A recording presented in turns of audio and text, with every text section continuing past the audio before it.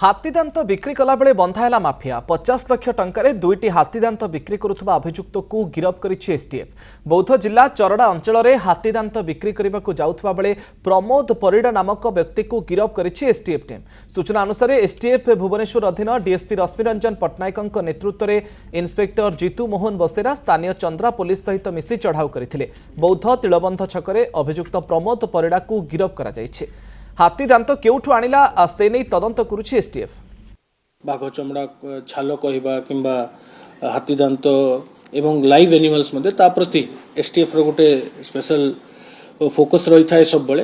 आपण माने जानिथिबे जे बहुत आगु मध्य हमें विभिन्न प्रकार रो जो इंक्रिमिनेटिंग आर्टिकल्स जोटा related to wildlife crime हमें बहुत परिमाण रे सीजर कराइछि।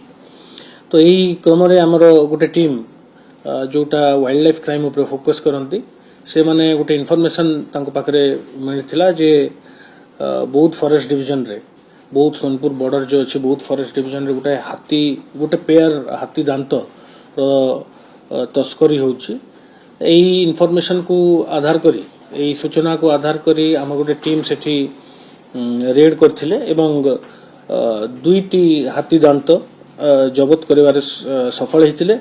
एबे तार जाठारु हम जबत करथु तार पचरा उचरा चली वन विभाग सहित आम ऑफिसर माने कांटेक्ट अछंती एवं यार सोर्स एवं कोठो हाथीदांत पाइले से माने कोठो को हाथीदांत पठाइबा पई तांकर योजना थिला ए सब दिगरा हम इन्वेस्टिगेशन करू।